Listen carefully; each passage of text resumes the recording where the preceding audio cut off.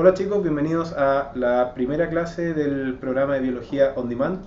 Mi nombre es Manuel Mayol y bueno, es un agrado estar haciendo nuevamente clase otro año después de que dije que no iba a hacer clase. Parece que ya va siendo algo más o menos adicto. Bueno, yo ya me declaré un adicto a la docencia. Y bueno, la idea, como ya pudieron ver en las distintas plataformas de redes sociales, y les aprovecho a contar a los que se van incorporando, este es un programa que vamos a estar haciendo hasta un poquito antes de rendir la PSU, en que ustedes van a ir eligiendo las clases semana a semana y nosotros vamos a exponer las clases que ustedes vayan diciendo. La que salió premiada como primera clase y que no me llamó la atención es la clase de hormonas. Hormonas siempre es un tema que se les complica mucho, principalmente por la forma en que se enseña. El sistema endocrino, que es lo que vamos a revisar ahora, tiene muchos nombres complicados, muchas interacciones que pueden llegar a ser complicadas. Por lo tanto, mi recomendación es hacer esquemas y poner atención en la clase mientras vamos trabajando los distintos ejes. Yo les voy a mandar esta presentación, así que desestrésense, escuchen la clase atentamente, vayan haciendo preguntas acá a la voz en off que está Nicolás acá respondiendo de DJ o BJ en realidad. Y comencemos. Lo que vamos a hablar principalmente son los conceptos generales del sistema endocrino, que son fundamentales. Vamos a hablar del eje hipotálamo-hipófisis, del eje de las hormonas peptídicas y las aminas en particular, el eje de hormonas esteroidales, las fitohormonas muy brevemente, que son las hormonas de los vegetales, y finalmente un barniz para que hayan algunas definiciones básicas acerca de las enfermedades endocrinas. En el nivel que ustedes van a estar y que van a rendir, no es necesario saberse a la perfección la fisiopatología de las enfermedades endocrinas. Eso me corresponde rendirlo a mí en algunos exámenes. Pero sí es necesario que ustedes sepan lo que son las enfermedades endocrinas más comunes y prevalentes hoy en día en la población chilena, como la diabetes mellitus y el hipotiroidismo. Igual vamos a repasar algunas otras para que tengan algunas nociones de ellas. Entonces, partiendo de la primera parte, que son los conceptos generales, lo voy a aprovechar de pedir al Nico que si hay alguna pregunta, tenemos un poco de latencia en la transmisión, por lo tanto voy a tratar de hacer la clase corrida para que, después vamos contestando, vamos a ir recolectando las preguntas y las vamos a contestar por las plataformas de redes sociales, ¿ya? Entonces, partiendo con la clase, es fundamental, si vamos a hablar del sistema endocrino, que es aquel sistema encargado de secretar hormonas, ¿no es cierto?, en términos súper básicos, de entender lo que significa el eje neuroendocrino. ¿Por qué? Porque el eje neuroendocrino lleva a cabo o extrapola lo que nosotros conocemos como integración multisistémica. ¿Qué quiere decir todo esto? El cuerpo humano y el cuerpo de muchos mamíferos y otros organismos pluricelulares que utilizan sistemas de mensajeros tienen distintos componentes a través de la diferenciación celular que ustedes ya conocen. Extrapolándolo al cuerpo humano tenemos pulmones, hígado, intestino, músculo, hueso, cerebro, ojos, etc. Entonces todo esto está dentro de un sistema, aislado entre comillas por la piel, y que interactúa con el medio externo a través de procesos que están muy bien descritos dentro de la homeostasis. Pero para poder mantener el funcionamiento del cuerpo en forma adecuada, el cerebro, que es el integrador fundamental de todo lo que está pasando, tiene que tener conciencia de lo que está pasando dentro del cuerpo. Y a nivel metabólico, la forma que tiene de saberlo y de integrar las funciones son dos ejes principalmente. Uno es el sistema endocrino y el otro es el sistema nervioso. El sistema nervioso es materia del módulo electivo y no lo vamos a tocar mucho en la clase de hoy. Sin embargo, el sistema endocrino es del módulo común y tienen que saberlo. ¿Qué significa neuroendocrino? Significa que están mezclados tanto la integración nerviosa como la integración endocrina. ¿Y cuál es el lugar anatómico donde ocurre la integración neuroendocrina? Es en el hipotálamo. El hipotálamo es un componente del diencéfalo que se encuentra en lo profundo del encéfalo, valiendo la redundancia, y que en sus terminales bajas se conecta con una glándula del tamaño de un guisante, más o menos de este porte, que se conoce como hipófisis, que tiene un lóbulo anterior o adenohipófisis y un lóbulo posterior o neurohipófisis. ¿Por qué es importante esto? Porque a través de distintas integraciones del sistema nervioso que se canalizan a través de distintas vías que no vamos a mencionar hasta el hipotálamo, y el hipotálamo sensa la necesidad de estimular la glándula pituitaria para poder regular dichas funciones. Un excelente ejemplo es la temperatura. La temperatura, cuando nosotros tenemos calor, el cuerpo sensa el aumento de la temperatura, por lo tanto se integra a nivel del hipotálamo y se secretan moduladores que estimulan la sudoración y que estimulan la disminución de la secreción de hormona tiroidea, principalmente de T3 y T4. Al caso contrario, cuando tenemos mucho frío, para que el cuerpo pueda mantener su temperatura y su metabolismo en un nivel óptimo, el cuerpo sensa esta sensación de disminución de temperatura, se le avisa al hipotálamo y el hipotálamo le avisa a la hipófisis que tiene que estimular a la tiroides para que la tiroides pueda producir hormonas que puedan elevar la temperatura corporal. Ahora, vamos a hablar parte por parte. Esto es más o menos para que se entienda lo que significa el eje neuroendocrino. Vamos a hablar lo que es la hipófisis, vamos a hablar lo que es el hipotálamo y qué secreta cada una de ellas, ¿ya?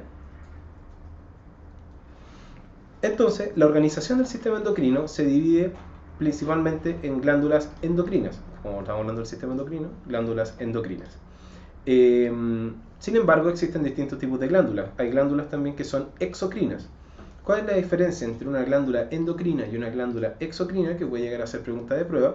La glándula exocrina utiliza un conducto, un tubo, por donde va a secretar un jugo determinado que tiene distintos elementos. El mejor ejemplo vendría a ser lo que es el componente exocrino del páncreas, que a través del conducto pancreático libera el jugo pancreático, que es rico en bicarbonato y en enzimas digestivas. Por otra parte, las glándulas endocrinas liberan sus productos directamente a los capilares para que puedan pasar al plasma y así poder viajar por la sangre. Hay un tipo de glándula en particular que tiene un componente exocrino y que tiene un componente endocrino. Aquella glándula que tiene un componente exocrino y endocrino se denomina anficrina, que también es una pregunta de prueba. Y con otra pregunta de prueba más, ¿cuál es la única glándula o la glándula más conocida que es anficrina? Es el páncreas. ¿Okay? Por otro lado, uno podría decir que el hígado también es una glándula anficrina, pero el hígado es mucho más complejo y secreta una serie de otras moléculas que no nos vamos a meter. Y dentro de las hormonas, ¿no es cierto?, que es este producto de secreción de las glándulas endocrinas, existen distintos tipos. Existen hormonas que son capaces de disolverse en agua y que pueden viajar a través del agua, ¿no es cierto?, que son las hormonas peptídicas y las aminas. Y existen hormonas que son hidrofóbicas, es decir, que tienen que viajar unidas a un vehículo y que actúan en otro tipo diferente de receptor a las hormonas peptídicas, que son las hormonas esteroidales, recordando que los esteroides son derivados del núcleo de colesterol. ¿Qué tienen en común tanto las hormonas peptídicas como las hormonas esteroidales?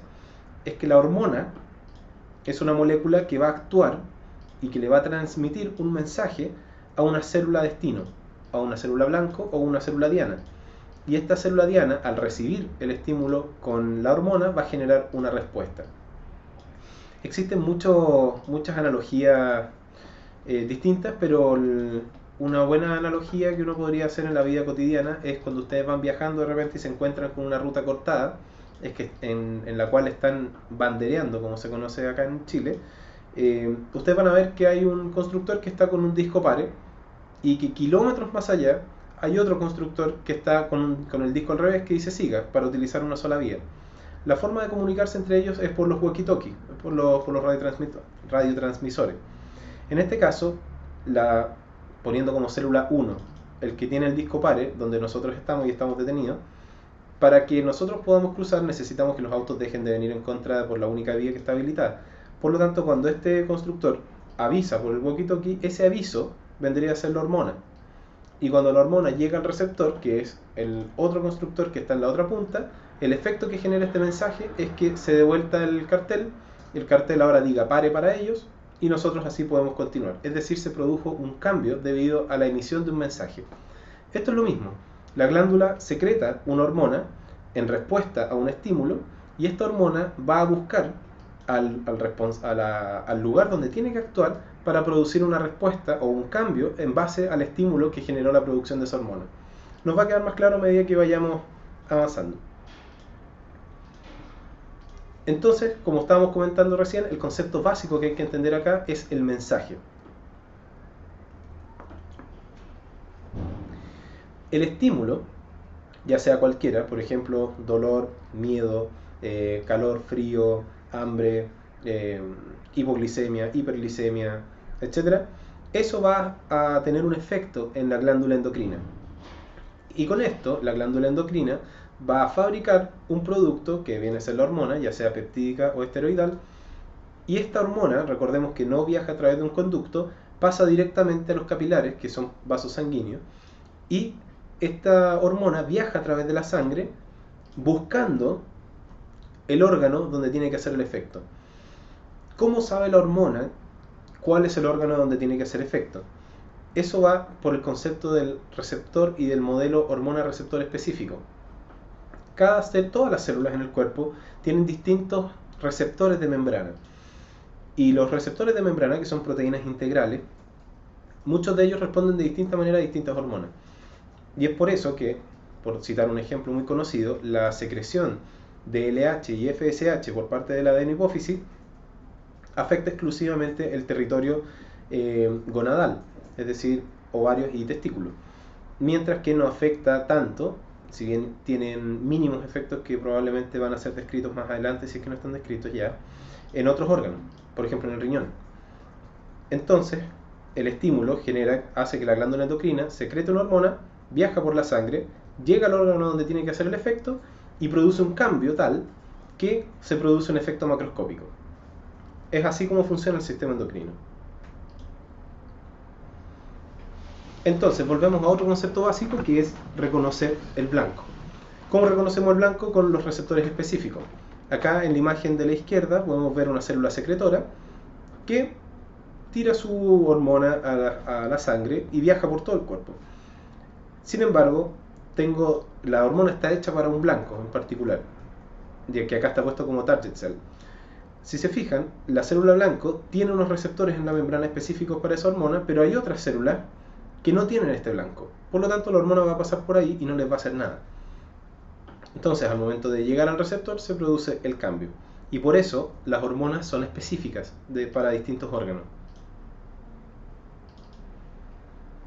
Entonces, ¿de qué depende que la glándula endocrina secrete un producto? Depende del sistema nervioso autónomo, depende también del sistema nervioso central y puede ser dependiente también de un factor trófico, por eso que son factores de crecimiento, por ejemplo.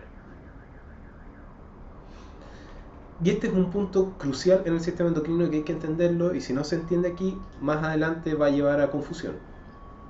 Las hormonas peptídicas, si bien pueden viajar por el plasma sin ningún problema, porque muchas de ellas no tienen ningún problema de arrancarse de la bueno, son hidrofóbicas, recuerden que tienen carga y no pueden cruzar la membrana plasmática. Por lo tanto, la hormona peptídica necesita un receptor en la célula blanco para poder funcionar. Mientras que la hormona esteroidal no puede viajar libremente por el plasma porque es un lípido y los lípidos son hidrofóbicos. Sin embargo, puede cruzar libremente la membrana plasmática de la célula blanco. Ahora, si puede cruzar la membrana plasmática de la célula blanco, ¿hace efecto en todas las células? No. ¿Y por qué? Porque el receptor de la hormona esteroidal no está en el plasma, sino que está en el núcleo. Entonces, ¿cómo actúan? La hormona peptídica estimula un receptor que está en la membrana plasmática de la célula blanco y se genera un concepto de transducción a mensaje o a segundos mensajeros. Y estos segundos mensajeros no son más que la elevación de distintas moléculas al interior de la célula. Uno de los más conocidos es el AMP cíclico, que su elevación o su disminución genera distintas activaciones de distintas cascadas intramoleculares, variando la expresión de un determinado producto, la expresión de productos que ya estén sintetizados y que estén esperando a liberarse, o la variación, por ejemplo, del crecimiento celular. Ahí las cantidades de respuestas son súper amplias. Mientras que la hormona esteroidal cruza la membrana plasmática, no activa cascadas de segundos mensajeros, sin embargo, regula la transcripción genética a nivel nuclear. ¿Qué es la transcripción? La transcripción es tomar un gen en el ácido desoxirribonucleico, en el ADN, o DNA, como varios ya saben que me gusta decirle a mí, y copiarlo a RNA mensajero para posteriormente expresarlo como proteína. Es decir, las hormonas esteroidales alteran la expresión genética, mientras que las hormonas peptídicas alteran el funcionamiento celular a través de segundos mensajeros. ¿Ya? Esa es la principal diferencia y por eso este mono creado en Paint, que a mí me gusta mucho, lo encuentro muy explicativo.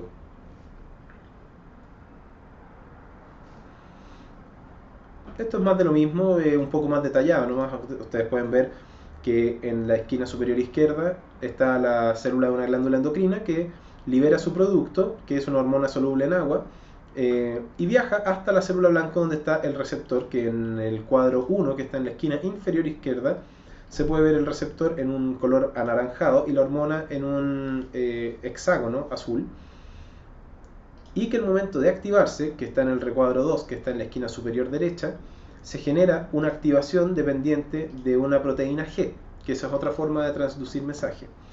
¿Y qué hace esta hormona ligada a proteína G? Pueden buscar en las ayudantías BioCell en YouTube el funcionamiento de las proteínas G, que también está. En este caso la proteína G activa una enzima que se llama adenilato ciclasa, y la adenilato ciclasa aumenta la concentración de AMP cíclico. Y el aumento del AMP cíclico, ahí podemos seguir hablando de las proteínquinasas dependientes de AMP cíclico, y esa es materia que no nos interesa en este momento. Lo que les tiene que quedar claro a ustedes es la diapositiva anterior, que las hormonas peptídicas activan cascadas de segundos mensajeros a través de receptores de la membrana plasmática, y las hormonas esteroidales afectan o alteran la expresión genética a nivel nuclear. ¿Ya? Que es como está escrito acá. La hormona esteroidal cruza la membrana plasmática, se une a receptores esteroidales que obviamente lo llevan al núcleo, porque el núcleo es un compartimento que está muy regulado, que entra y que sale, y posteriormente este receptor altera la expresión genética, ya sea estimulándola o inhibiéndola. Hemos hablado de mensajes y hormonas y receptores, pero una pregunta muy importante es cómo se controla la cantidad de hormona que yo estoy produciendo. Por ejemplo, si es que yo tengo frío y mi tiroides empieza a producir tiroxina y trillotironina, ¿cómo yo puedo decirle a la tiroides, sabes que ya es suficiente? No necesito más porque si no voy a estar tiritón, voy a estar inquieto, que son los síntomas del hipertiroidismo. Y ahí está este concepto muy conocido en el sistema endocrino, que es el feedback endocrino o retroalimentación negativa. O feedback negativo, perdón, no endocrino. Yo hice este esquema que creo que deja un poco claro qué significa el feedback negativo o la retroalimentación.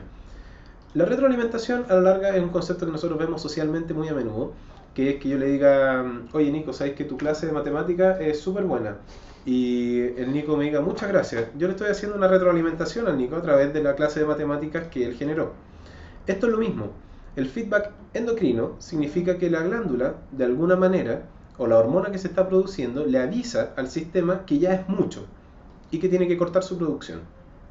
Eso es un sistema súper choro, pero lo va a quedar más claro acá. El caso 1 es que tenemos una glándula A, que a través de distintos estímulos, es una glándula que no significa algo con A, sino que es un nombre aleatorio. Y produce una hormona A, para que vean lo creativo que somos los biólogos. Entonces, yo estimulo la síntesis de hormona A porque hay un 0% de hormona A libre en el torrente sanguíneo. Pero ¿qué pasa después? La hormona A se empieza a acumular y ahora tengo un 100% de hormona A, estoy lleno de hormona A. Entonces, ¿qué hago? Este exceso de hormona A genera en la glándula que está produciendo A que diga, no, sabéis que en verdad hay demasiada hormona A, así que no voy a producir más hormona A. ¿Y qué consigo con la inhibición de la secreción de hormona A? Que la hormona A disminuye su concentración. ¿Por qué? Porque recuerden que las biomoléculas que se secretan en el torrente sanguíneo tienen una determinada vida en el torrente sanguíneo.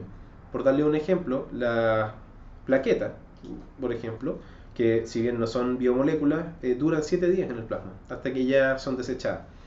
Todas las biomoléculas y las células del torrente sanguíneo duran una determinada cantidad de tiempo, lo que nosotros denominamos vida media. Entonces, las hormonas también tienen una determinada vida media, que en muchos casos es muy corta.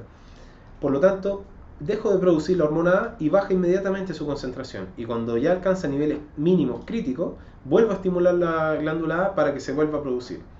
Esta línea punteada roja, que se puede ver en el caso 2, es el feedback negativo, en que el exceso de una hormona frena su propia síntesis. ¿Y por qué se llama retroalimentación? Porque es desde el producto hacia su fabricador, o fabricante, fabricador, como invento palabras de repente, pero es hacia atrás. Acá hay un ejemplo que es el que yo les daba. Exposición al frío se integra a nivel del sistema nervioso, llega al hipotálamo. El hipotálamo dice, no, o sea, es que en verdad este tipo se está congelando, así que el hipotálamo secreta TRH, que es el factor liberador de tirotropinas, y que va a la pituitaria, ¿no es cierto?, al lóbulo anterior, y la TRH estimula que la adenohipófisis libere TSH, que es la hormona tiroestimulante, o tirotropina. Y la hormona tiroestimulante viaja a través del torrente sanguíneo, llega a la tiroides y estimula la síntesis de T3 y T4. Principalmente tiroxina, como está puesto acá, que es la que va a tener los principales efectos. Y cuando ya hay demasiada tiroxina dando vuelta, o tetraiodotiriona, este exceso de hormona va a la glándula hipófisis y se frena la síntesis de TSH. Por lo tanto, el frenar la síntesis del producto que hace fabricar la hormona tiroidea es un feedback negativo. Entonces estos son los conceptos básicos que hay que tener en mente cuando nosotros hablamos de sistema endocrino.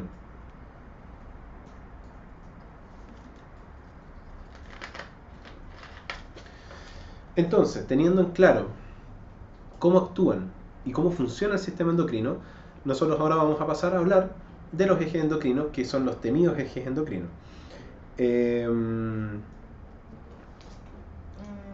La clave de esto es ir lento y ir hablando de las cosas principales. No hay que memorizar esto, hay que tratar de entenderlo y después buscar los nombres y aplicarlos donde corresponden.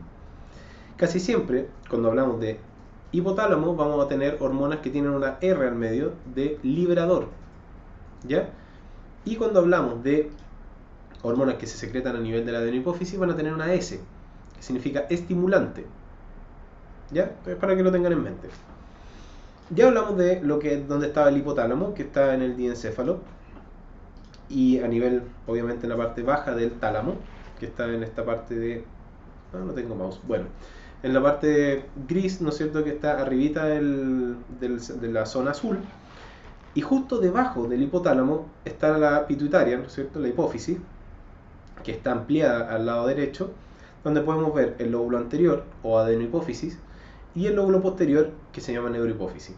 Lo que llama inmediatamente la atención de todo esto es que las terminales nerviosas de las neuronas del hipotálamo, de distintos núcleos, que se puede ver en la imagen de la derecha, terminan en la neurohipófisis. ¿Qué significa esto? Que las hormonas que se liberan desde la neurohipófisis no se fabrican en la neurohipófisis, sino que se fabrican en el hipotálamo. Sin embargo, se liberan desde la neurohipófisis. Es un concepto súper importante, porque la adenohipófisis fabrica sus propias hormonas, no tiene terminaciones nerviosas desde el sistema nervioso central. Partimos con las listas desagradables. ¿Qué secreta el hipotálamo? El hipotálamo secreta, como les dije, puras cosas con R, excepto los factores inhibidores. La TRH, GNRH, CRH y SRH. El punto en común acá es que todos terminan en RH, así que hay que aprenderse más o menos dónde llega cada una. RH significa Releasing Hormone, u hormona liberadora o factor liberador. Entonces, TRH va hacia la tiroides, por lo tanto significa hormona liberadora de tirotropinas o hormona liberadora de tiroestimulante. GNRH significa hormona liberadora de gonadotropinas. CRH significa hormona liberadora de corticotropinas. Y SRH significa hormona liberadora de somatotropinas. ¿Ya? Es complicado. Esto es una de las partes de la biología donde hay que aplicar memoria. ¿Ya? Pero van a ver que es bastante simple porque son ejes. El eje de la tiroide, el eje de las gónadas, el eje de las glándulas suprarrenales y el eje de las hormonas del crecimiento. Obviamente secreta factores inhibidores que no vamos a comentar en preciso, que son los que inhiben, a su vez, la liberación de los factores liberadores. Suena redundante, pero está correcto. Por otro lado, ¿qué libera la neurohipófisis? Y esta sí es pregunta de PSU. Aunque ya la PSU año a año me he dado cuenta que está cada vez más difícil. Entonces, no creo que pregunten qué hormona se libera de la neurohipófisis, porque es una pregunta súper contestable. más bien son ya preguntas de aplicación. Entonces, la neurohipófisis libera dos hormonas principalmente que son fabricadas en el hipotálamo, acuérdense. La hormona antidiurética o la vasopresina de arginina, UADH, y la oxitocina, la hormona del amor, como todos dicen. ¿Ya? Y de otras cosas que por la hora no estamos en horario prime, así que no les puedo comentar qué otras cosas hace la oxitocina. Si hiciéramos la clase después de las 10 de la noche, les puedo comentar todas las otras cosas que hace la oxitocina. Y la adenohipófisis es la que libera mayor cantidad. Entonces lo que podemos relacionar inmediatamente es que el cuadro del hipotálamo hace su principal efecto en la adenohipófisis. Y fíjense, la TRH, que era la hormona liberadora de tirotropinas, estimula a la adenohipófisis a secretar TSH, o sea, T con T. ¿Qué es la TSH? Es la hormona tiroestimulante, que va a viajar hasta la tiroides para que la tiroides fabrique sus hormonas propias, que las vamos a revisar después. La GnRH, que era el factor liberador de gonadotropinas, va a estimular a la adenohipófisis a liberar las gonadotropinas, que son las hormonas que van a hacer efecto en las gónadas. Y estas hormonas son la hormona luteinizante, o la LH, y la hormona folículo estimulante, o la FSH. La hormona liberadora de corticotropinas va a estimular a la adenohipófisis para liberar la corticotropina, que es la hormona adenocorticotrópica, la ACTH. Y la hormona, el factor liberador de somatotropina, estimula a la adenohipófisis a liberar somatotropina, que es el otro nombre con el que se conoce la GH o la hormona del crecimiento. También recordar que la adenohipófisis produce otras hormonas como la prolactina, que es súper importante, sobre todo en el periodo de lactancia y un poquito antes de la lactancia, y la angiotensina 2. Si bien el principal lugar donde se secreta angiotensina 2 es el riñón, que viaja a través, después para modificarse en el hígado, pasa por el pulmón a través de la enzima convertidora en angiotensina y se transforma en angiotensina 2, esta es otra vía para secretar angiotensina 2. Bien, vámonos a la tiroides. Lo primero que destaca de ver toda esta diapositiva son estas moléculas feas que tenemos en la esquina superior derecha. ¿Por qué pongo moléculas? Creo que yo no gastaría tiempo en aprendérmelas, pero lo que sí llama la atención es un átomo en particular que tienen algunos anillos, que es el yodo. Por lo tanto, ¿qué es lo que hay que recordar? Es que las hormonas tiroideas tienen yodo, y por eso el déficit de yodo genera hipotiroidismo. ¿Y por qué digo esto? Esa es la razón por la cual nosotros vemos en los supermercados sal yodada, porque se vio que agregándole yodo a la sal, toda la gente consumía yodo, por lo tanto las tasas de hipotiroidismo disminuyeron considerablemente debidas a esta razón. Obviamente hay otros tipos de hipotiroidismo que no van a corregir comiendo sal. ¿Dónde está la tiroides y qué es la tiroides? Es una glándula endocrina más o menos de este tamaño, si ustedes lo miran ver, es del porte como de una nuez, un poquito más grande, que está justo debajo del cartílago tiroides. ¿Cuál es el cartílago tiroides? Es la manzana de Adán en los hombres. En las mujeres también se palpa, pero cuesta un poco más. Ustedes levantan la perita, tragan saliva y ese cartílago grande que se va a mover, ojalá lo estén haciendo en este momento, me sentiría orgulloso. Me veo en la tele. Ese que está ahí, ustedes tragan saliva, que ustedes se apretan y se mueve el órgano fonador, que es la laringe. Arriba está el cartílago tiroides. 2 dedos más abajo está la tiroides. Está acá, ¿no es cierto? Entre los fascículos claviculares del esternocleidomastoideo. Está ahí. ¿Ya? ¿Por qué digo esto? Porque es importante saber dónde está la tiroides en caso de que algunas personas noten que tienen un pequeño bocio, que es un aumento de volumen de la glándula tiroides, porque eso hay que estudiarlo. Este es el comentario clínico de la clase. Entonces, tiene una estructura histológica que se denomina folículos tiroideos, que es donde se deposita yodo y donde se sintetizan las hormonas tiroideas. Y tiene otro tipo de células que se llaman células parafoliculares, como dice su nombre, están al lado del folículo, no adentro, que secretan una importante hormona que se llama calcitonina. Como dice su nombre, tiene que ver con el calcio.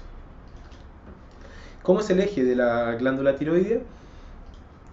Como ya dijimos, el hipotálamo libera TRH, que es el factor liberador de tirotropina, sin la S, y esto estimula que la adenohipófisis secrete TSH, u hormona estimulante de la tiroides, para que la tiroides secrete T3 y T4, que es son las dos hormonas tiroideas importantes, que es la triiotironina y la tiroxina o tetraiotironina. En este cuadrito, los círculos morados significa estimula y el círculo con una cruz roja significa inhibe, porque cuando ya las hormonas tiroideas tienen un nivel muy alto, se inhibe la estimulación para secretar hormonas tiroideas. Es importante entender también que la tiroides no solamente participa en lo que hacen las hormonas tiroideas, porque finalmente, ¿qué es lo que hacen las hormonas tiroideas? Aceleran el metabolismo celular. Por lo tanto, es lo mismo que acelerar un auto y acelerar un vehículo. Aumenta la temperatura si aumenta el metabolismo celular. Aumenta el consumo de glucosa y aumenta el metabolismo de otros nutrientes. ¿Por qué? ¿Dónde se extrapola esto? Principalmente al ver las personas que tienen hipotiroidismo que tienden a ser más gorditas y las personas que tienen hipertiroidismo que tienden a ser normales o delgadas. Entonces, eso es muy importante. Después vamos a hablar de estas enfermedades para que no se nos mezclen mucho. Y la calcitonina es una hormona hipocalcemiante.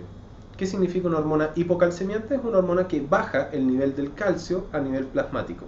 ¿Y dónde se va el calcio que viaja en la sangre? A los huesos. Por lo tanto, esta hormona se secreta y toma el calcio, lo saca de la sangre y lo fija al hueso.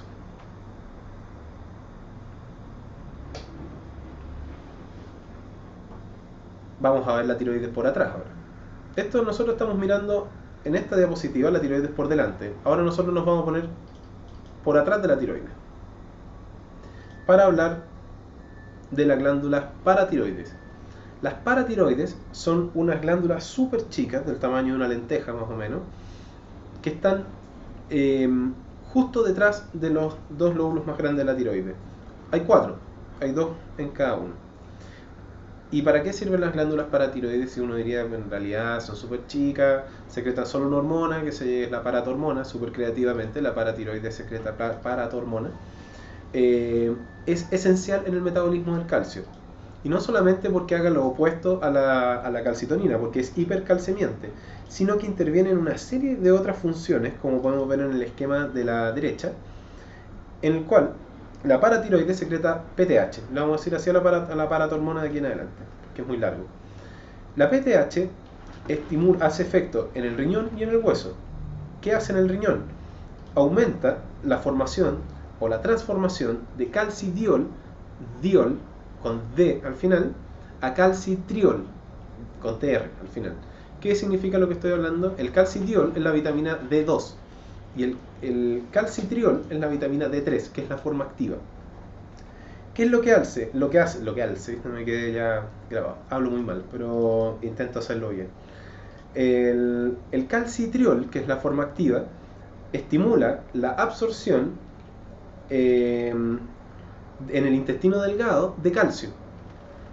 ¿Y qué consigo aumentando la absorción de calcio? Que aumente mi calcio plasmático. ¿Qué hace a su vez el calcitriol a nivel del hueso?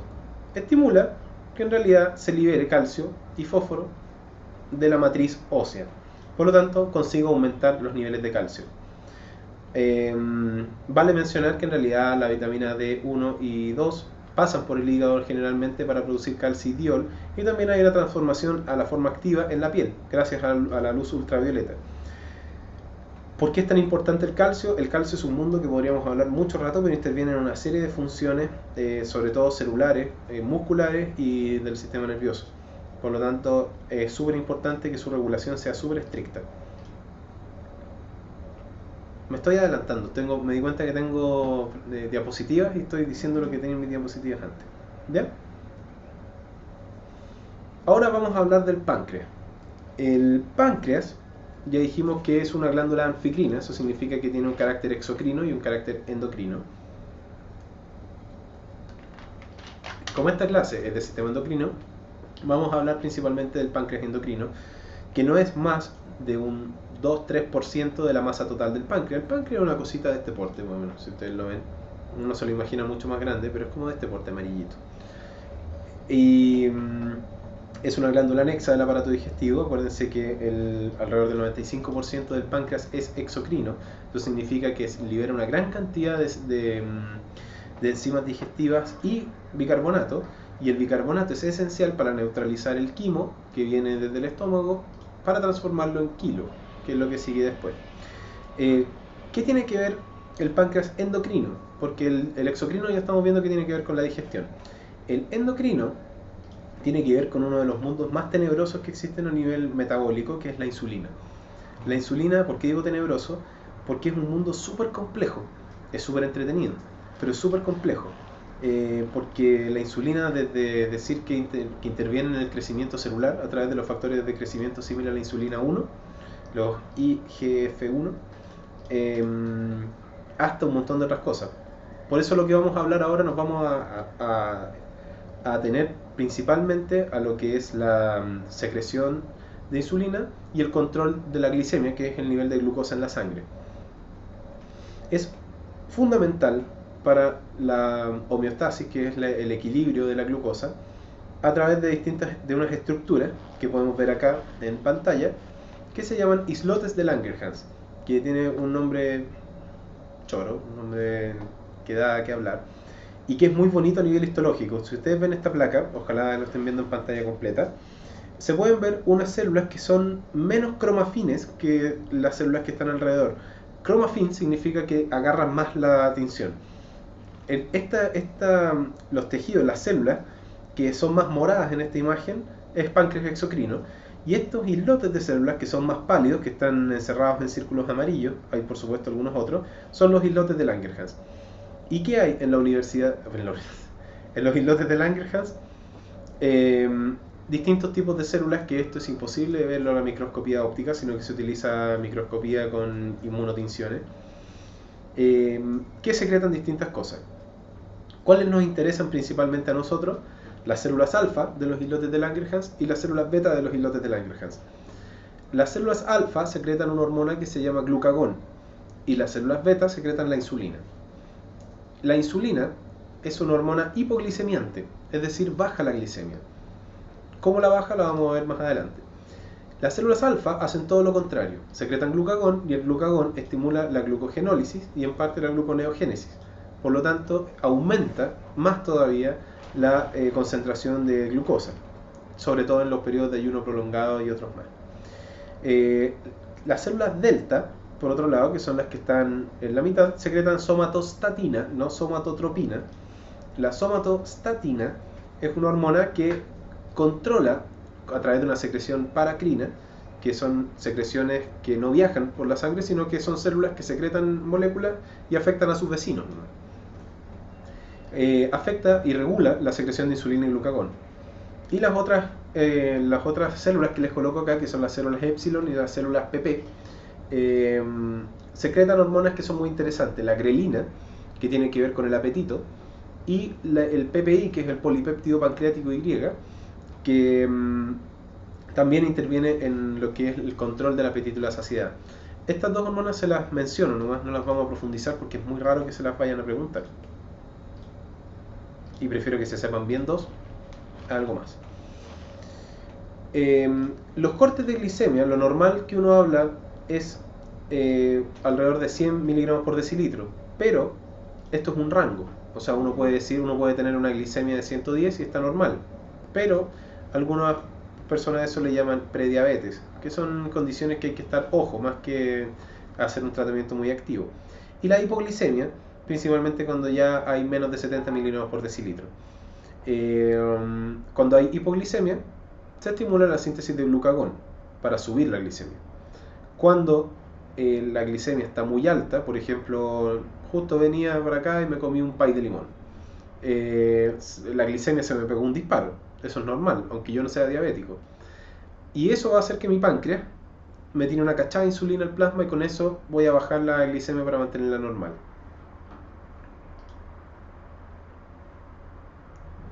Y acá tenemos estas preciosas imágenes que a la gente le cargan, que son estas cascadas moleculares de cómo actúa cada una.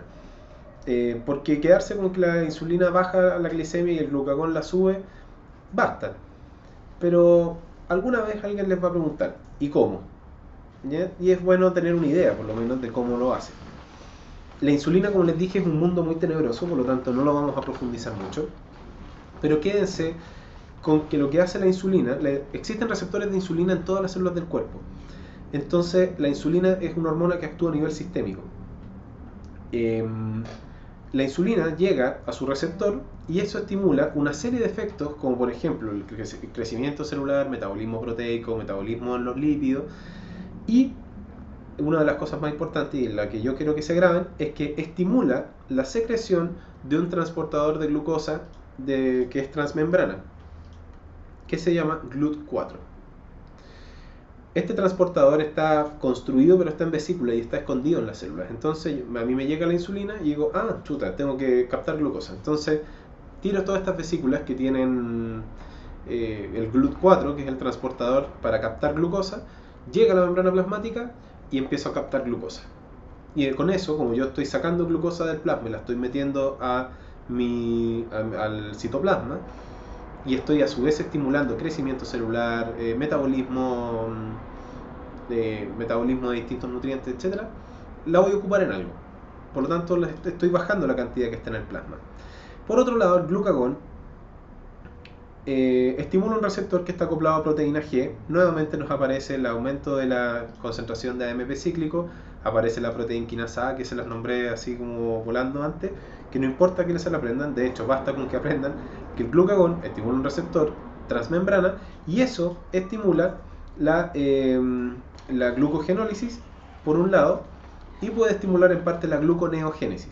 Recuérdense que la glucogenólisis, como dice su nombre, es tomar glucógeno, que está principalmente almacenado en el hígado y el músculo esquelético, el músculo estriado en particular, y en las neuronas, y que son grandes polisacáridos de glucosa alfa, y lo corto. Entonces yo voy a podar el glucógeno para obtener glucosa 1-fosfato y con esto yo la meto a la ruta y formo glucosa y puedo liberar glucosa. La gluconeogénesis, que significa sintetizar glucosa de nuevo, es muy bonita la ruta metabólica y es transformar ácidos grasos y aminoácidos en glucosa. Es como una especie de glucólisis pero a la inversa, porque todos empiezan a generar productos que al final terminan cerca del piruvato o por ahí. Esto lo vamos a pasar, que es cómo una célula beta sabe cuándo generar insulina, cómo sensa. Y esto es muy, muy bonito, que las células beta tienen un receptor que se llama GLUT2. ¿Se acuerdan que el GLUT4 era el que sintetizan las células cuando llegan respuesta a la insulina? El GLUT2 es constitutivo, eso significa que está siempre puesto.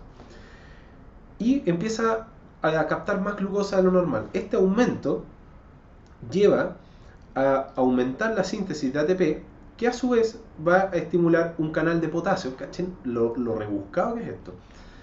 Que estimula un canal de potasio que es ATP sensible. Es decir, que el aumento de la concentración de ATP, no de AMP cíclico, hace que este canal se active y que hace que empiece a salir potasio. Acuérdense que el potasio está más concentrado dentro que fuera de la célula. Sale potasio y empiezan a haber cambios de voltaje, porque si yo estoy sacando cargas positivas del interior, empiezo a generar una especie de cambio del potencial de membrana y finalmente genera una despolarización. Esta despolarización leve activa canales de calcio y este influjo de calcio que yo voy a generar en mi célula hace que se libere insulina. Es decir, que algo tan simple como comerse un pie de limón y secretar insulina para que me baje la glucosa es súper complejo a nivel molecular.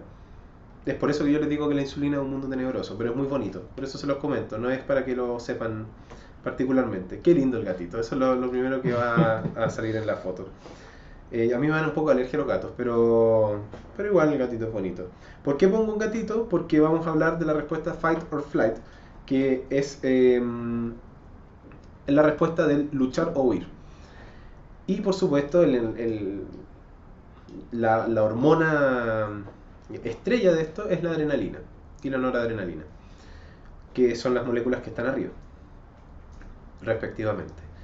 ¿Qué es la glándula suprarrenal? Como dice su nombre, son glándulas que están en la parte alta de los riñones, que tiene estructura diferenciada si yo la corto por la mitad, como aparece en la imagen de la izquierda. Tengo una parte interna que se llama médula adrenal y tengo una parte externa que se llama corteza adrenal.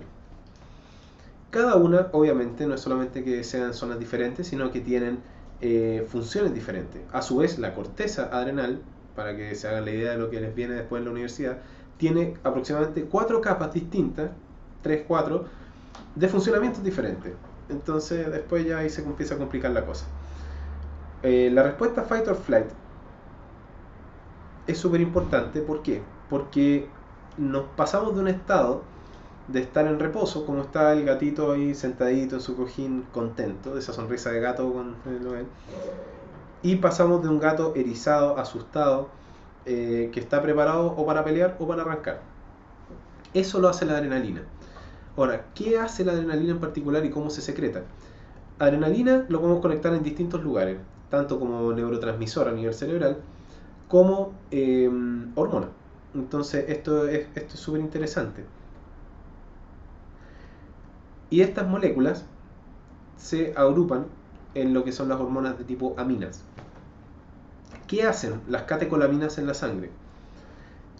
Obviamente ya dijimos que hacen la respuesta fight or flight, pero ¿qué podemos ver en distintos órganos del cuerpo? Por ejemplo, cuando nosotros estamos nerviosos, vamos a ver que se nos seca la boca. Por ejemplo, cuando tenemos que hacer un discurso, tenemos que hacer una disertación, tenemos que bailar en público, algo que genere un poco de miedo. Se va a secar la boca, y eso es una respuesta normal producto de la adrenalina. Las pupilas se dilatan, ¿no es cierto? En teoría, para poder captar mejor la luz y ver mejor. La piel va a tener también distintos elementos. Puede haber piel de gallina, que es lo que se llama, que son los calofríos, sudoración, y que se ponga la piel fría. ¿Por qué se pone fría? Porque hay una redistribución del flujo de sangre. Normalmente cuando yo estoy aquí, por ejemplo, en un sillón, hablando con ustedes a través del sistema, estoy súper tranquilo. Pero si yo necesito correr y salvar mi vida por algo, a mi cuerpo no le interesa que mis manos estén calentitas, sino que le interesa que a mis músculos les llegue la mayor cantidad de sangre para poder funcionar, que mi cerebro esté muy activo y que mi corazón y mis pulmones funcionen bien. Entonces hay una redistribución del flujo de sangre. En los pulmones ocurre una dilatación de los bronquios y la respiración aumenta, el corazón late más rápido y más fuerte, y el tubo digestivo en general disminuye su actividad. ¿Por qué? Porque la actividad de los movimientos peristálticos del tubo digestivo es principalmente colinérgica, es decir, depende más del sistema nervioso parasimpático, que secreta acetilcolina, a diferencia del simpático, que es el que secreta la adrenalina. Eso principalmente. Y en la corteza suprarrenal, ¿por qué no la incluí? Porque el metabolismo de las hormonas de la corteza suprarrenal es más del módulo lectivo. ¿Por qué? Porque intervienen una en la respuesta del estrés y que tiene que ver con todo lo que es la gluconeogénesis y el metabolismo de la glucosa por esa vía, que es el cortisol, que es un glucocorticoide, es decir, es un esteroide que se secreta en la corteza suprarrenal, por eso se llama corticoide, y interviene en el metabolismo de la glucosa, por eso se llama glucocorticoide. Y también se secretan mineralocorticoides, que el más famoso es la aldosterona. La aldosterona es una hormona que se secreta en respuesta a distintas regulaciones a nivel renal, y principalmente estimula la absorción de sodio a nivel del túbulo distal del riñón en el nefrón, y la excreción de potasio. Por eso no las voy a comentar, porque en realidad tienen más que ver con cosas del módulo electivo que con el módulo común, y no va a venir mucho al caso, pero quédense con eso. La corteza suprarrenal secreta en respuesta a la hormona ACTH, cortisol, aldosterona y algunos esteroides sexuales que también se secretan en la corteza suprarrenal. Es por eso que en algunos déficits de enzimas, por ejemplo, el déficit de 11-beta hidroxilasa, que tiene que ver con una deficiencia, una insuficiencia suprarrenal congénita, uno de los fenómenos que uno ve es la virilización de las guaguitas que son mujeres, es decir, que se ven como más hombres. Y eso es por la acumulación de esteroides sexuales de tipo masculino, o intermediarios de. Entonces, ahora ya pasando. Ahora, ven, me adelanté, lo tenía en una diapositiva. Pero ya lo comentamos, que es lo que les decía, la cascada de activación de la corteza suprarrenal es en el hipotálamo con CRH, ¿no es cierto?, la hormona liberadora de corticotropinas, que estimula la adenopófisis a liberar hormona adenocorticotrópica, Y eso a su vez estimula la síntesis de aldosterona y cortisol y otros esteroides en la corteza suprarrenal. Otro lado donde intervienen las hormonas esteroidales son las gónadas masculinas y femeninas. En las gónadas masculinas y femeninas ocurren distintos procesos que hay que tener en cuenta. La glándula masculina tiene mucho que ver con la espermatogénesis y con la secreción de hormonas sexuales secundarias por parte de las células de Leydig. Y la glándula femenina tiene mucho que ver con la foliculogénesis, al mismo tiempo que la ovogénesis se reanuda. Eso recordemos de los ciclos celulares, que la ovogénesis se pausa en un periodo de la formación fetal y después se reanuda en cada ciclo menstrual. Por eso el funcionamiento es distinto, y el ciclo hormonal que tiene que ver con las hormonas sexuales, que es una clase aparte, en las mujeres es cíclico y en los hombres es más por pulsos. No es lineal, eso es para que lo tengan en mente.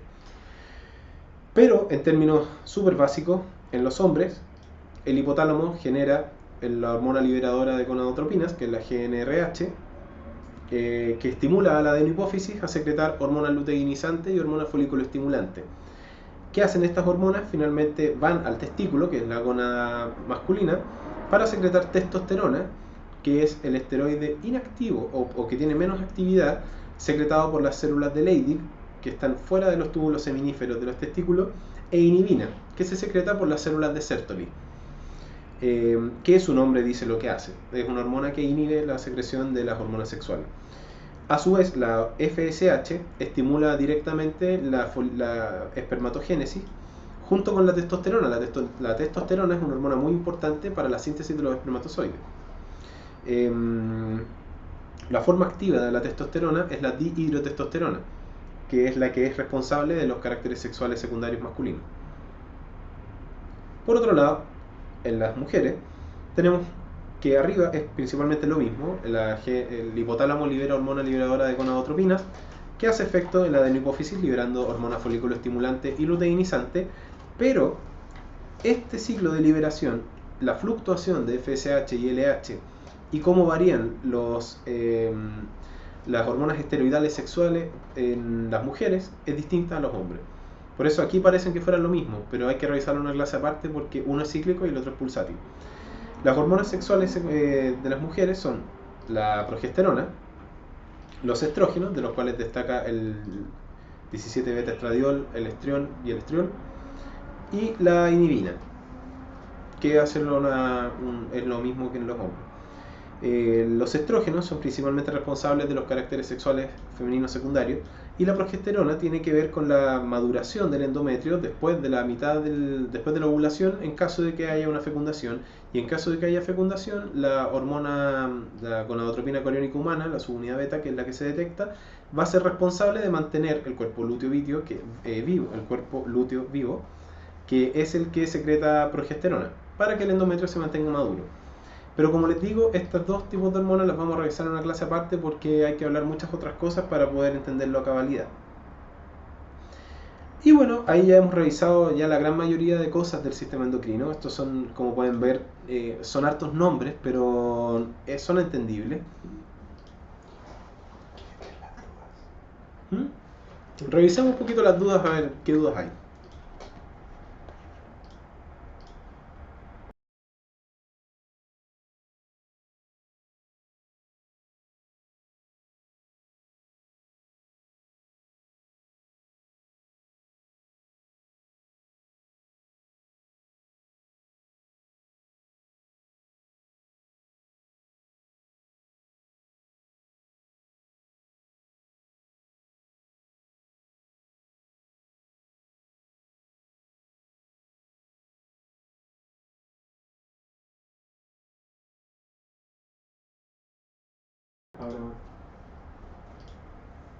Obviamente nos vamos a tener a las preguntas de la clase de sistema endocrino, ¿ya?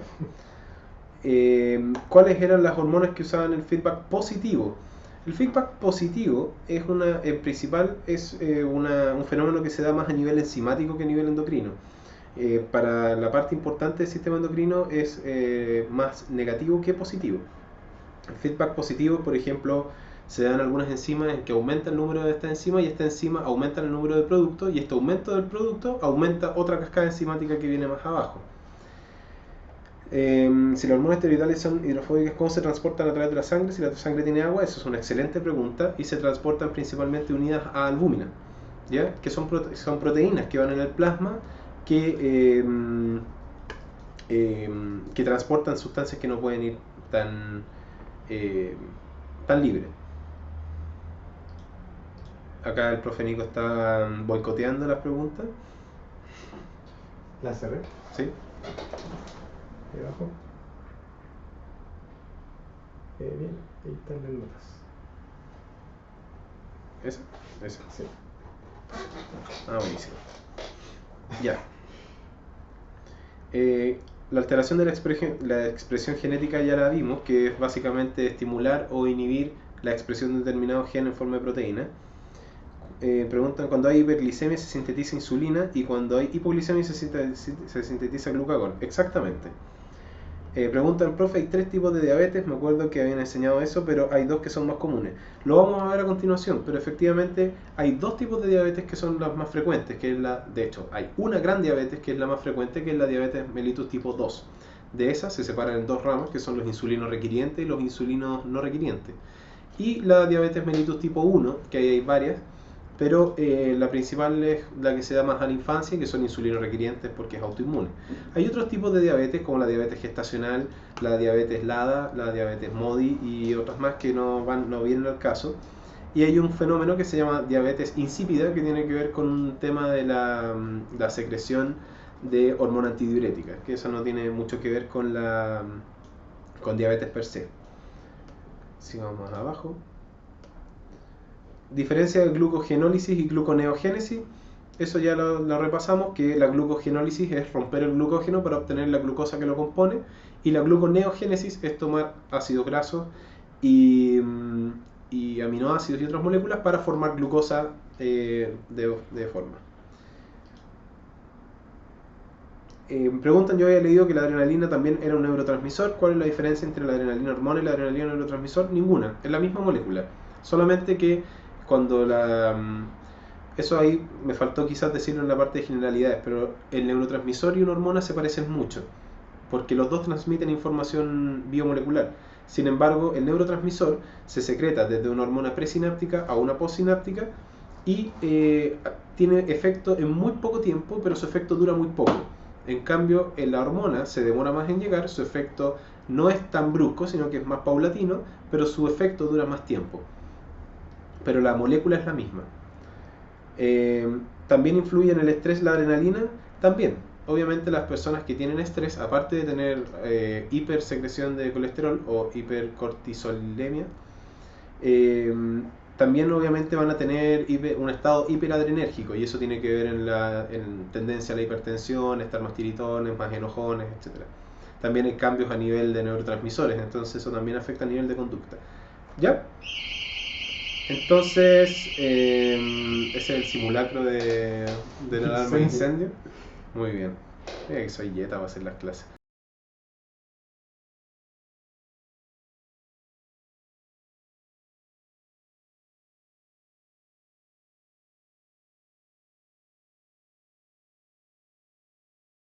Las fitohormonas no las vamos a analizar tan en detalle, solamente hay que recordar algunas de las que son más importantes.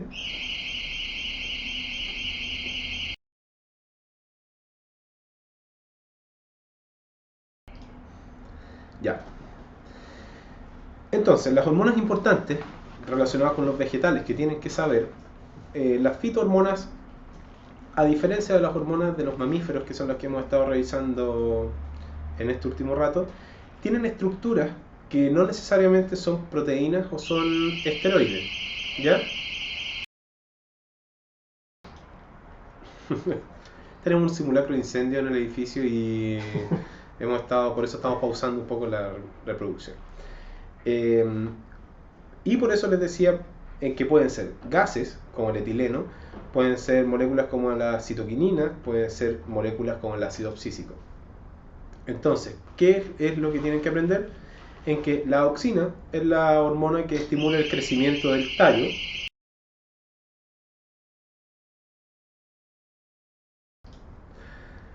La auxina es un aminoácido modificado, ¿no es cierto? Y que estimula el crecimiento del tallo en dirección vertical. El etileno es un gas que estimula la senescencia de las hojas, es decir, cuando ya empiezan a cambiar de color y se caen, y la maduración de los frutos. La giberelina, como se asocia un poco, se parece un poco a su nombre,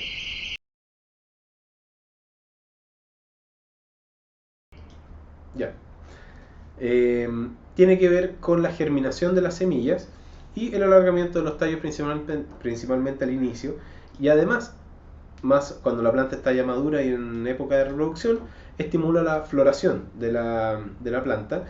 Y el ácido abscísico, por otro lado, inhibe el crecimiento, y uno de los puntos... Esta alarma igual me tiene enfermo un poco, pero...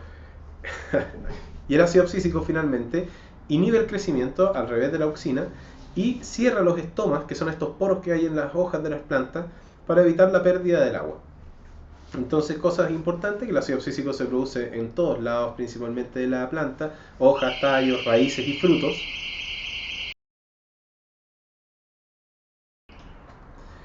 La giberelina se produce en los meristemas de las yemas apicales, en las hojas jóvenes, en la semilla, es decir, en tejidos nuevos. La auxina, igual, y el etileno en los frutos, principalmente en los nudos de los tallos que a veces se ven, y la citoquinina en raíces y en frutos. Esa es la parte, y se mueven de un lado para otro cuando son importantes. ¿Ya? Eso. Y finalmente, los trastornos endocrinos vamos a pasar súper someramente por ellos, porque si nos detenemos a hablar mucho de cada uno, se nos va a hacer muy largo.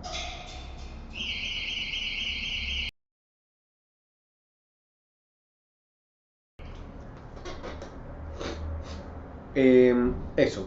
Entonces, en dos grandes grupos, las enfermedades endocrinas las vamos a clasificar tanto como una baja o nula secreción endocrina, en el caso que haya una insuficiencia de una glándula, o que haya una baja o nula respuesta del receptor. ¿Ya? Obviamente, acá faltó otro cuadrito en que haya un exceso de producción y se haga independiente del estímulo que viene más arriba. Por ejemplo, que la tiroides produzca demasiada hormona independiente del control de la adenohipófisis.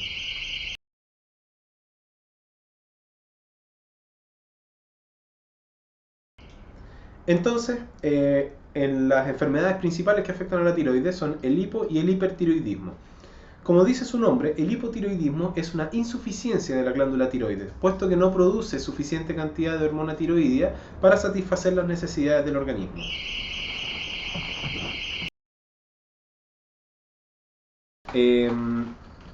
¿Cómo podemos ver o sospechar en una persona un hipotiroidismo? Los síntomas es pensar en lo que hacen las hormonas tiroideas y hacer lo contrario. Es decir, son personas que tienen ánimo bajo, que andan más cansados de lo normal, que son muy intolerantes al frío.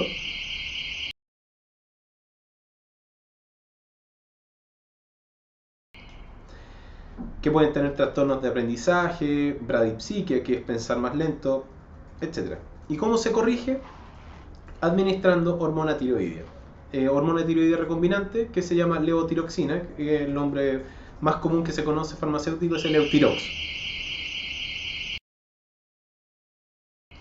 Y el hipertiroidismo es todo lo contrario, es una glándula que produce un exceso de hormona tiroidea independiente de los niveles de TSH. Muchas veces la adenohipófisis se suprime por las cantidades tan altas de tiroxina que hay circulando en el plasma.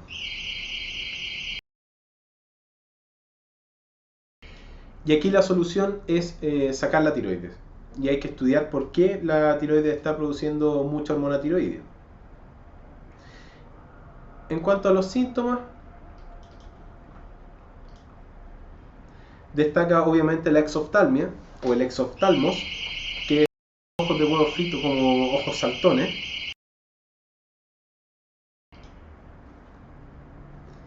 Vamos a esperar a que se cargue un poquito. Y lo otro es que como el hipotiroidismo baja el metabolismo celular, tienden a ser más gorditos, mientras que en el hipertiroidismo tienden a ser normales o bajos, o delgados, ¿ya? Tampoco no toleran bien el calor y sudan mucho, ¿ok? Del hipotiroidismo. En cuanto a la diabetes mellitus, ¿no es cierto?, que es la que vamos a hablar, el fenómeno que destaca es la hiperglicemia. La diabetes es un tema súper complejo, es un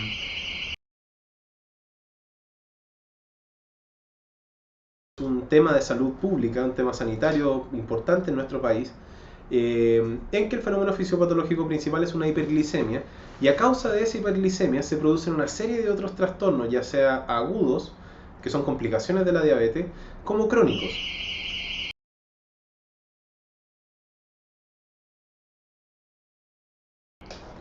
No hay un mejor día para probar un simulacro de alarma de incendio cada 15 segundos. Esa me fue la idea. Como los fenómenos crónicos de la diabetes, que es daño por la hiperglicemia a otros órganos, como por ejemplo los nervios, los vasos sanguíneos, la retina, el riñón, etc. Entonces, las que yo le había comentado son la diabetes mellitus 1, la diabetes mellitus 2. Esas son las que nos tenemos que concentrar. Las otras no son tan importantes porque son muchas veces derivadas de estas mismas, pero que tienen comportamientos diferentes.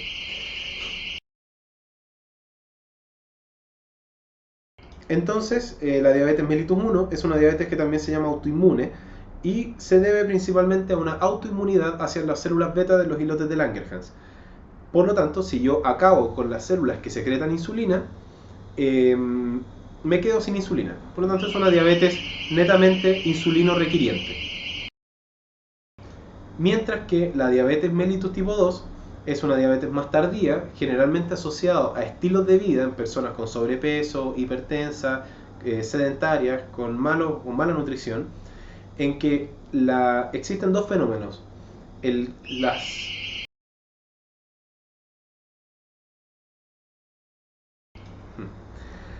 Ya sea la resistencia de la insulina por parte de las células del cuerpo, que se llama insulinoresistencia, en que se puede tratar con sensibilizadores de la insulina, como es el caso de la metformina, o francamente que el páncreas ya no secreta insulina. Por lo tanto, ¿estamos hablando? Por lo tanto, hay personas que tienen diabetes mellitus 2 y también pueden llegar a necesitar insulina en algún periodo de su vida. La diabetes gestacional es un tipo de diabetes temporal, entre comillas, que afecta a las mujeres embarazadas. ¿Y cómo se corrigen las dos? La diabetes mellitus 1, a través de la administración de insulina para toda la vida, y la diabetes tipo 2, corrigiendo los hábitos de vida en un primer lugar y la nutrición, y si ya empieza a requerir insulina, administrando insulina. Hay cosas antes de la administración de insulina, como la metformina y la glibenclamida, que son fármacos. El primero es un sensibilizador a la insulina y el segundo es un hipoglicemiante oral, ¿ya? El enanismo y gigantismo son obviamente las dos caras de la moneda de los trastornos de la secreción de hormonas del crecimiento. Y el enanismo son una serie de trastornos que se definen como una talla baja severa, que es una talla menor a 2 desviaciones estándar del promedio de la población, es decir, son muy chicos. Y puede ser por causas endocrinas, que la principal es la disminución en la secreción de hormona del crecimiento o ausencia de secreción de hormona del crecimiento, o genética, por ejemplo la acondroplasia, que son los enanos más comunes que uno ve de repente andando.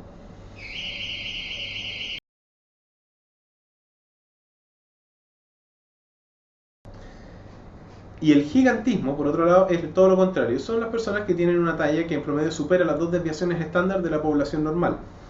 Y generalmente son nuevamente trastornos asociados a la hormona del crecimiento, pero que no responde a feedback. Entonces, lo principal que hay que descartar acá son las enfermedades genéticas por un lado y en segundo lugar los tumores de la hipófisis, que pueden existir perfectamente y secretar el producto que daban originalmente. Y en cuanto a los trastornos de las glándulas suprarrenales, está el hiperparatiroidismo, que no lo vamos a comentar principalmente, pero el hiperpara, lo que hay que descartar es que no haya una hiperplasia de las glándulas paratiroideas, en primer lugar, cuando es primario, y en segundo lugar, hay que descartar que no haya una neoplasia o un cáncer oculto en alguna parte. No vamos a hablar a través de la forma por la cual se genera esto, porque nos vamos a enredar. Y para terminar, y dar un barniz a lo que es la hormonoterapia, la hormonoterapia es un tratamiento que nosotros utilizamos para modificar o para sustituir un eje endocrino, utilizando análogos por recombinación genética o la misma hormona, cuando es posible aislar el gen y sintetizarlo in vitro, para ello. ¿Y cuáles son los campos donde se aplica la hormonoterapia? Uno de los más conocidos, yo creo que el más utilizado de todos, son los anticonceptivos orales combinados, los AOC, que son las comunes pastillas, que también vienen en presentación de parches, de inyecciones, de anillos y de otras cosas. Que principalmente traen estrógeno y progestágeno y modifican el ciclo menstrual de tal manera que inhiben la ovulación. Por otro lado, en el hipotiroidismo, nosotros, como el hipotiroidismo se define como una disminución de la cantidad de hormona tiroidea necesaria, nosotros administramos hormona tiroidea humana que es sintetizada in vitro, y con eso mantenemos los niveles de hormonas normales. Hay síndromes, como por ejemplo el síndrome o enfermedad de Addison, que es una insuficiencia suprarrenal, en el cual el tratamiento, como acá cometí una falta de ortografía, se corrigió a cortisona, con Z, es con S, es una insuficiencia suprarrenal de la parte de las cortezas, por lo tanto hay una ausencia de mineralocorticoides, y esto impide responder adecuadamente a situaciones de estrés normal, y la situación de estrés normal más frecuente es la fiebre y las enfermedades. Por lo tanto, como yo no tengo respuesta, la presión se me va a las pailas para abajo y no tengo cómo compensar la perfusión de sangre en estados de estrés. Por lo tanto, nosotros tenemos que administrar corticoides exógenos, que ese es el famoso corticoide que más de alguno ha tomado. Y nosotros utilizamos la hidrocortisona en este caso para poder suplir. Otro, que es la cara opuesta en las glándulas suprarrenales, es el síndrome de Cushing o enfermedad de Cushing, que son estos típicos pacientes con cara de luna llena, que tienen la jiba de búfalo, y principalmente se debe a un exceso de corticoides, principalmente de cortisol dando vuelta. Por lo tanto, acá hay que buscar la causa. Principalmente son tumores que están en la corteza suprarrenal, una hiperplasia de la glándula suprarrenal, etc. Por lo tanto, acá el tratamiento es la cirugía y es suprimir la síntesis de corticoides. Cuando hay ausencia de hormona del crecimiento, nosotros podemos administrarla a través de la recombinación, que se vende y se administra, y en el caso de la diabetes, en caso de que sean insulinos requirientes, nosotros administramos insulina. Acá hay distintos tipos de insulina. Hay insulinas que son rápidas, que es la insulina cristalina, que hace efecto en poco tiempo. Hay insulinas más lentas, y esto busca imitar las condiciones fisiológicas de secreción de insulina, que eso no vamos a profundizar tanto en eso. Y en el caso de la diabetes mellitus 2, que no sea insulino requiriente, principalmente lo vamos a manejar con sensibilizadores de la insulina, que es la metformina, con dieta, con cambio en el estilo de vida, con una adecuada nutrición, y en caso de que no nos funcione,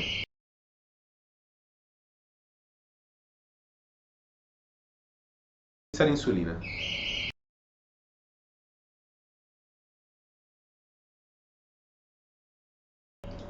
Vamos a utilizar insulina. Entonces, con eso ya hemos terminado la clase de hormonas y salud endocrina. Espero que les haya quedado un poco más claro.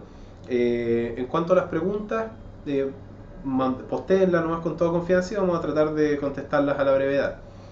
Espero que les haya gustado, estoy muy contento de volver a hacerles clase, y nos vemos en la próxima clase, que ustedes tienen que votar a través de la plataforma, ya sea de T-Class, ya me da lo mismo la alarma, a través de la plataforma de T-Class o de las distintas plataformas en Facebook. También pueden enviarme dudas a mi Twitter personal, @mmayols, y con eso estaríamos listos. Nos vemos en una próxima y que estén muy bien. Chao, chao.